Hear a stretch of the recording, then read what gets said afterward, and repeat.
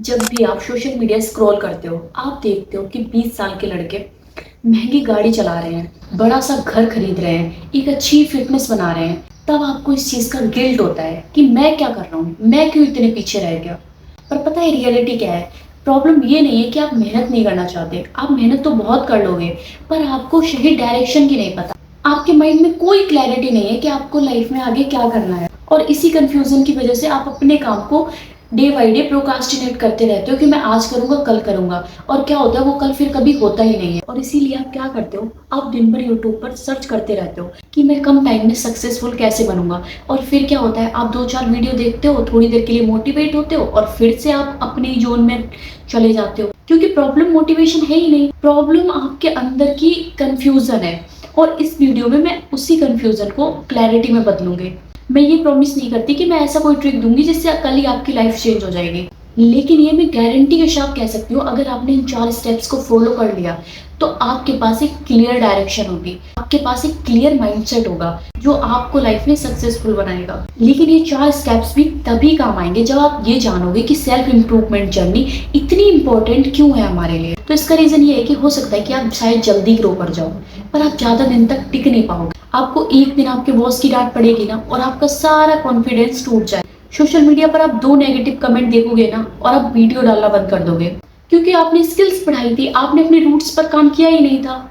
बिल्कुल वैसे ही जैसे आपने बिना फाउंडेशन के एक बिल्डिंग बना दी, नीचे उसका जो बेस था उसको आपने स्ट्रॉन्ग किया ही नहीं। तो चलिए बात करते हैं सेल्फ इंप्रूवमेंट के उन 4 स्टेप्स की, जो सिर्फ आपको लाइफ में ग्रोथ ही नहीं देंगे बल्कि आपका पूरा कैरेक्टर बिल्ड करेंगे। कोई भी हो, सेल्फ इंप्रूवमेंट जर्नी वो तभी स्टार्ट करता है जब उसने बहुत सारी अपनी लाइफ में मिस्टेक्स कर दी हो, जब वो बहुत बार फेल हो चुका हो। एक इंसान तभी उन गलतियों को सुधारने के लिए खुद पर सुधार करने की कोशिश करता है। तो उस टाइम पर वो इंसान सबसे बड़ी गलती क्या कर रहा होता है, वो बस लेटे लेटे यही सोचता रहता है कि उस टाइम मैंने ये गलती की थी, उस टाइम पर मैं फेल हो गया था, उस टाइम पर मैं नहीं कर पाया था, क्या पता मैं आगे भी ट्राई करूं और आगे भी फेल हो जाऊं। उसके मन में एक रिग्रेट बना रहता है जिसको वो पकड़े रहता है। जब तक आप पुराने दर्द को, पुराने फेलियर्स को, पुरानी चीजों को लेट को नहीं करोगे, तब तक आपके पास नई अपॉर्चुनिटी, नई रास्ते कैसे खुलेंगे। ये बिल्कुल वैसा ही है जैसे एक पत्थर लिए आप चलते जाते हैं, आप कितनी दूर तक उस पत्थर को लेके चल पाओगे, एक दिन आप थक कर बैठ जाओगे। इसीलिए जो सबसे पहला काम है, अपने जो पास्ट के रिग्रेट हैं, गिल्ट हैं,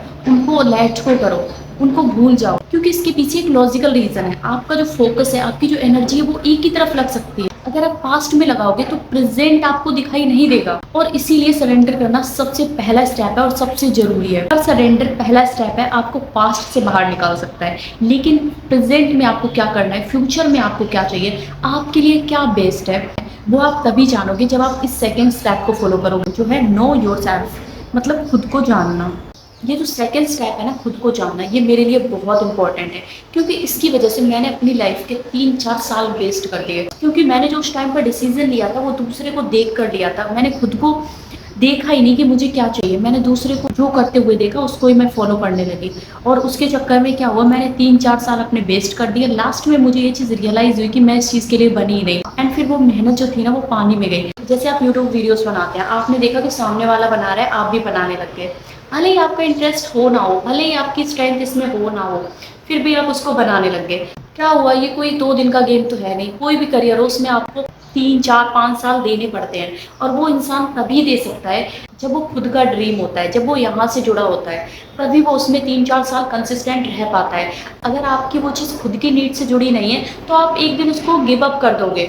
आप दूसरों को देखकर जैसे उस प्लेटफॉर्म पर आए थे, उस चीज़ को चूज़ किया था ना, वैसे ही आप उसको छोड़ भी दोगे। खुद को जानना ना बहुत ज़रूरी है कि आपको खुद को क्या चाहिए। थर्ड एंड सबसे इंपॉर्टेंट स्टेप जो है ना सेल्फ इंप्रूवमेंट की जर्नी में, वो है रिमूव एंड बिल्ड हैबिट। देखो, आपको एक कॉपी पेन लेकर बैठ जाना है और उसमें सुबह से रात तक का रूटीन क्या है आपका, वो लिखना है। आपको वो सारी हैबिट्स लिखनी है जो आपके अंदर कुछ अच्छी हैं, कुछ बुरी हैं। उनमें फिर आपको ये सिलेक्ट करना है कि कौन सी हैबिट्स आपके अंदर की स्टोन है। की स्टोन मतलब ऐसी हैबिट जिनसे और बाकी हैबिट्स जुड़ी होती हैं।